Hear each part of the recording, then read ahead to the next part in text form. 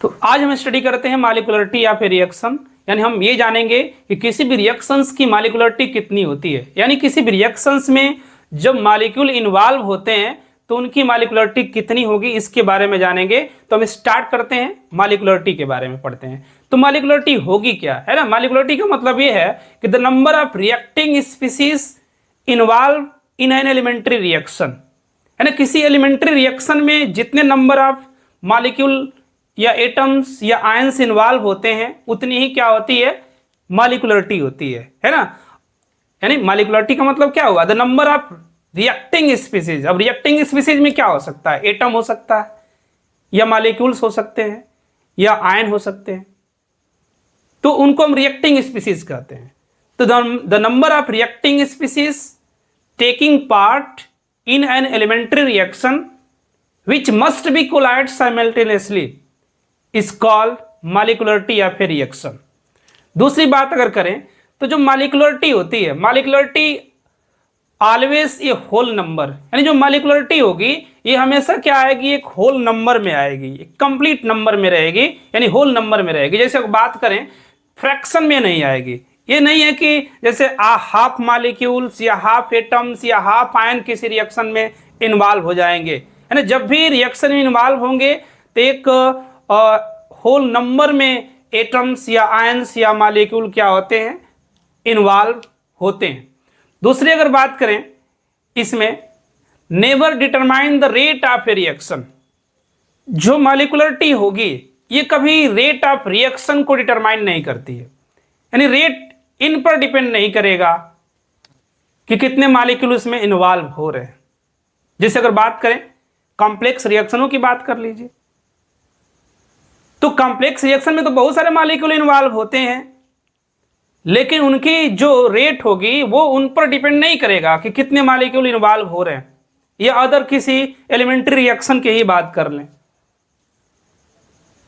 तो जो रेट होता है ना किसी भी रिएक्शंस की, वो मॉलिक्यूलरिटी पर डिपेंड नहीं करता। दूसरी अगर बात करें इसमें, और never depend upon the external factor like temperature and pressure, है ना। तो मॉलिक्यूलरिटी जो होगी ये किसी एक्सटर्नल फैक्टर जैसे टेम्परेचर हो गया, प्रेशर हो गया, इस पर इफेक्ट नहीं करता। जैसे टेम्परेचर बढ़ा दें या घटा दें तो मॉलिक्यूलरिटी चेंज नहीं होती है ना। जैसे ऐसा भी कभी आप लोग देखा है क्या कि जैसे हम टेम्परेचर चेंज करते हैं तो 10 मॉलिक्यूल लिए तो 2 हो जाए, या 3 मॉलिक्यूल लिए तो 10 हो जाए, ऐसा तो कभी नहीं हुआ। या प्रेशर बढ़ा दें तो मॉलिक्यूलरिटी 3 है तो 6 हो जाए, ऐसा भी नहीं। यानी ये है कि जो एक्सटर्नल फैक्टर होता है प्रेशर का या टेम्परेचर का, उसका इफेक्ट मॉलिक्यूलरिटी पर नहीं होता है ना। तो never depends upon the external factor like temperature and pressure. Next आते हैं इसमें, it can not be more than 3, यानी मॉलिक्यूलरिटी जो होती है ये 3 से अधिक नहीं हो सकती है। मॉलिक्यूलरिटी 1 हो सकती है, 2 हो सकती है, 3 हो सकती है, लेकिन 3 से अधिक नहीं हो सकती है। क्यों 3 से अधिक नहीं हो सकती है, क्योंकि एक बार मैक्सिमम जो कोलिजन होता है ना, तो मैक्सिमम 3 मॉलिक्यूल का ही कोलिजन हो सकता है, उससे अधिक मॉलिक्यूल का कोलिजन नहीं हो सकता है। इसलिए मॉलिक्यूलरिटी कितनी हो सकती है, मैक्सिमम 3 हो सकती है। दूसरी चीज बात करें, जो कॉम्प्लेक्स रिएक्शन होते हैं, कॉम्प्लेक्स रिएक्शन का मतलब बात करें तो ऐसे रिएक्शंस जो मोर देन 1 स्टेप में कंप्लीट होते हैं।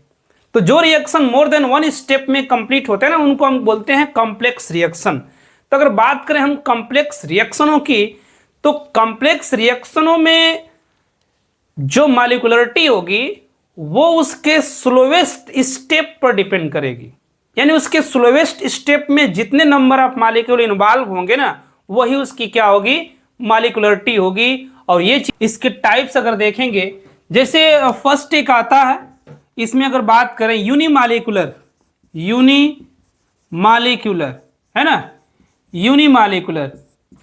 इसमें यूनिमॉलिक्यूलर में क्या होता है कि इसकी मॉलिक्यूलरिटी 1 होती है ना। अब मॉलिक्यूलरिटी 1 क्यों होगी, the number of reacting species only 1 involve, यानी इसमें ओनली 1 रिएक्टिंग स्पीसीज इन्वॉल्व होता है। जब सिर्फ एक ही रिएक्टिंग स्पीसीज इन्वॉल्व होगा तो मॉलिक्यूलरिटी क्या होगी, 1 होगी, है ना। तो हम इसमें राइट कर सकते हैं only one reacting species involve, only one reacting species involve, है ना। इसमें केवल एक ही रिएक्टिंग स्पीसीज लगता है, इसलिए इसकी मॉलिक्यूलरिटी 1 होगी, है ना। यूनिमॉलिक्यूलर है तो मॉलिक्यूलरिटी कितनी हो जाएगी, मॉलिक्यूलरिटी इसकी होगी 1, है ना, यूनिमॉलिक्यूलर है। दूसरी अगर बात करें इसके एग्जाम्पल क्या हो सकते हैं, अगर एग्जाम्पल की बात हम करें, जैसे मान लीजिए हमने लिया PCl5 और PCl5 ब्रेक होकर बना लेता है PCl3 एंड Cl2। तो यहाँ पर आप देख रहे हैं PCl5 में जो PCl5 है सिर्फ एक ही मालिक्यूल इसका इन्वॉल्व है, एक ही मालिक्यूल से ये दो प्रोडक्ट बन रहे हैं, तो यहाँ पर मालिक्यूलरिटी कितनी हो जाएगी, 1 होगी। दूसरा अगर इसका एग्जाम्पल अगर हम ये देखते हैं तो अगर हम लें NH4Cl, है ना, NH4Cl को लें तो यहाँ पर ये ब्रेक होकर फॉर्म करता है NH3 एंड HCl। तो यहाँ पर भी आप क्या देख रहे हैं, जो रिएक्टिंग स्पीसीज है ओनली 1 है, तो जब रिएक्टिंग स्पीसीज ओनली 1 इन्वॉल्व हो रहा है तो यहाँ पर भी मॉलिक्यूलरिटी क्या होगी, 1 होगी। दूसरी अगर बात करें हम बाई मॉलिक्यूलर रिएक्शन की, है ना, by molecular reaction, by molecular reaction में क्या होता है, ओनली 2 रिएक्टिंग स्पीसीज इन्वॉल्व, है ना। इसमें क्या होगा, ओनली 2 रिएक्टिंग स्पीसीज इन्वॉल्व, है ना। इसमें 2 रिएक्टिंग स्पीसीज इन्वॉल्व होते हैं, इसलिए इसकी मॉलिक्यूलरिटी जो होगी ना वो कितनी होगी, 2 होगी, मॉलिक्यूलरिटी 2 होगी, क्योंकि 2 रिएक्टिंग स्पीसीज इन्वॉल्व हैं तो इसलिए मॉलिक्यूलरिटी 2 होगी। अब इसके एग्जाम्पल हम क्या ले सकते हैं, है ना। अगर इसकी बात करें एग्जाम्पल की तो एग्जाम्पल इसके क्या हो सकते हैं, अगर हम इसको लें, जैसे मान लीजिए हमने ले लिया 2HI, है ना, 2HI ये ब्रेक होता है तो बनाता है H2 + I2, है ना। तो यहाँ पर आप देख रहे हैं 2 HI मॉलिक्यूल इन्वॉल्व है इस रिएक्शन के लिए। जब 2 HI मॉलिक्यूल इन्वॉल्व है तो यहाँ पर इसकी मॉलिक्यूलरिटी कितनी होगी, 2 होगी, क्योंकि the number of reacting species involve in any reaction is called molecularity. तो नंबर ऑफ रिएक्टिंग स्पीसीज अगर 1 इन्वॉल्व है तो मॉलिक्यूलरिटी 1 होगी, अगर 2 इन्वॉल्व हो रहा है इसमें तो इसकी मॉलिक्यूलरिटी कितनी हो जाएगी, 2 होगी।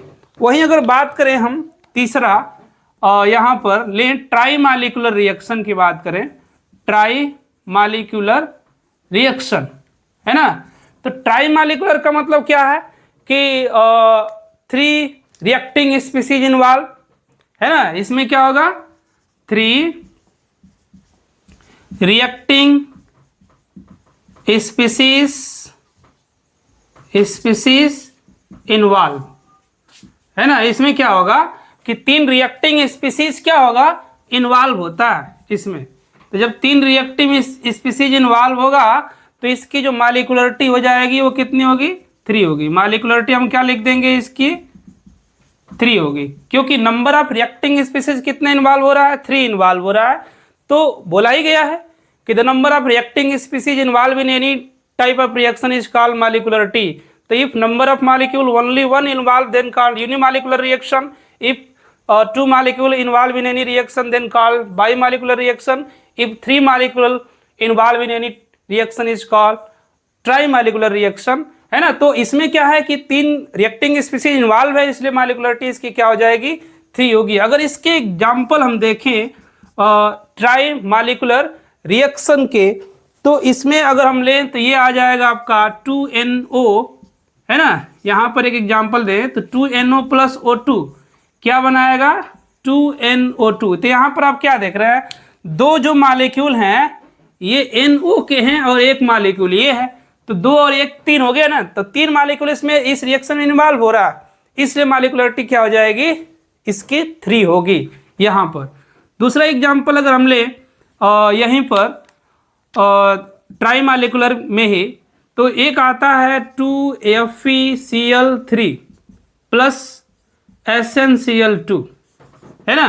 तो यहाँ पर क्या है, दो FeCl3 और एक SnCl2 है, तो 2 1 3, और यहाँ बनाएगा क्या 2 FeCl2 प्लस SnCl4, है ना, ये फॉर्म कर दिया। तो यहाँ पर आप क्या देख रहे हैं, जो रिएक्टिंग स्पीसीज है ये 2, ये है FeCl3 और एक SnCl2 है, तो 2 1 3 यहाँ पर रिएक्टिंग स्पीसीज इन्वॉल्व है, तो यहाँ पर मॉलिक्युलरिटी 3 होगी और ये ट्राई मॉलिक्यूलर क्या होगा, रिएक्शन होगा। तो कॉम्प्लेक्स और रिएक्शन की मॉलिक्युलरिटी कैसे निकालेंगे, है ना, और कैसे निकलेगी कॉम्प्लेक्स रिएक्शनों की मॉलिक्युलरिटी। तो कॉम्प्लेक्स रिएक्शन का मतलब, जैसे 2 टाइप के रिएक्शन होते हैं, एक रिएक्शन जो होता है एलिमेंट्री रिएक्शन होता है और दूसरा रिएक्शन जो होता है कॉम्प्लेक्स रिएक्शन होता है।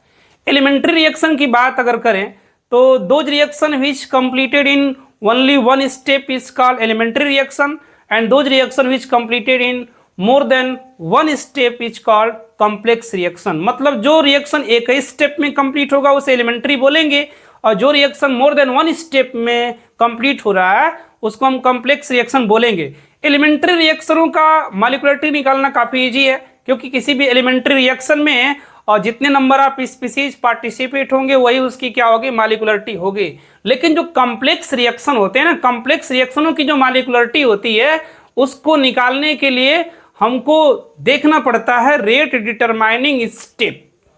और rate determining step complex reaction में क्या होते हैं, जो स्लोवेस्ट स्टेप होता है वही होता है, और स्लोवेस्ट स्टेप रेट को क्या करता है, डिटरमाइन करता है, और उसके अकॉर्डिंग उसकी मॉलिक्युलरिटी आती है। देखते हैं एक रिएक्शन हम यहाँ पर कॉम्प्लेक्स रिएक्शन में, जैसे कॉम्प्लेक्स रिएक्शन में हम लेते हैं यहाँ पर 2H2O2 और यहाँ पर हमने ले लिया I नेगेटिव, और ये मीडियम जो हमने कर दिया एल्कलाइन मीडियम, है ना, मीडियम हमने एल्कलाइन कर दिया, यहाँ पर एल्कलाइन मीडियम ले लिया, और एल्कलाइन मीडियम में ये बनाता है 2H2O प्लस O2, ये बनता है।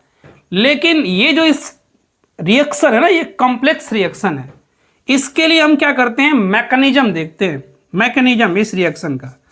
अब मैकेनिज्म क्या होगा इस रिएक्शन के लिए, अब मैकेनिज्म होता क्या है, बात अगर करें मैकेनिज्म की, तो वो स्टेप जो किसी कॉम्प्लेक्स रिएक्शन को एक्सप्लेन करता है more than one elementary reaction के थ्रू, वो मैकेनिज्म कहलाता है।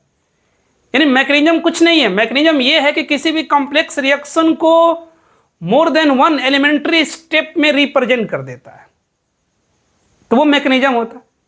अब यहां पर देखेंगे मैकेनिज्म के लिए स्टेप 1 आते हैं हम, यहां पर स्टेप 1, स्टेप 1 में हमने लिया H2O2 प्लस I माइनस, और मीडियम हमने कर दिया एल्कलाइन, है ना, एल्कलाइन मीडियम कर दिया, और ये बनाता है H2O प्लस IO नेगेटिव। ये स्टेप स्लो स्टेप होता है, स्टेप फर्स्ट स्लो स्टेप होता है।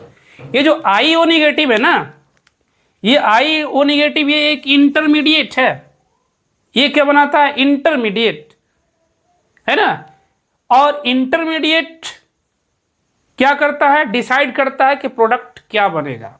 यहाँ पर स्टेप 2 में हम आ जाएंगे, स्टेप 2 ये है। स्टेप 2 में हम क्या करेंगे, यहाँ देख रहे हैं 2 H2O2 लिया गया है, एक हम H2O2 यूज कर लिए हैं, अब एक और H2O2 हम यहाँ यूज करेंगे और लेंगे ये IO नेगेटिव, है ना, और फिर मीडियम क्या हो जाएगा, एल्केलाइन मीडियम, ये हो जाएगा। लेकिन इस बार तो IO माइनस क्या है, और मोर रिएक्टिव नेचर का हो चुका है, ये क्या करेगा, जल्दी से इसको डिसोसिएट कर देगा, तो ये फास्ट रिएक्शन में आ जाएगा। अब फास्ट रिएक्शन में आएगा, और जब फास्ट रिएक्शन आएगा तो ये जो फॉर्म करेगा वो बनाएगा H2O, है ना, क्या बनाएगा, H2O plus O2 plus I minus, ये बना दिया, है ना, ये H2O2 plus H2O plus O2 plus I minus, यानी ये बना रहा है। यहाँ पे आप देख रहे हैं, तो ये रिएक्शन क्या हो गया, फास्ट रिएक्शन हुआ। लेकिन जो फास्ट रिएक्शन होता है वो रेट को डिटरमाइन नहीं करता है। जो इसका स्लोवेस्ट स्टेप होता है वो रेट को डिटरमाइन करता है। तो स्लोवेस्ट स्टेप ये है। अब स्लोवेस्ट स्टेप में जो IO माइनस है ये है रेट डिटरमाइन करने वाला सब्सटेंस, है ना। तो जो स्टेप 1 में इंटरमीडिएट होता है ना वही रेट को डिटरमाइन करेगा। अगर इसका हम रेट राइट करेंगे तो क्या होगा इस रिएक्शन के लिए, क्योंकि यही डिसाइड करेगा रेट, तो क्या हो जाएगा -DH2O2 upon dt equal to, है ना।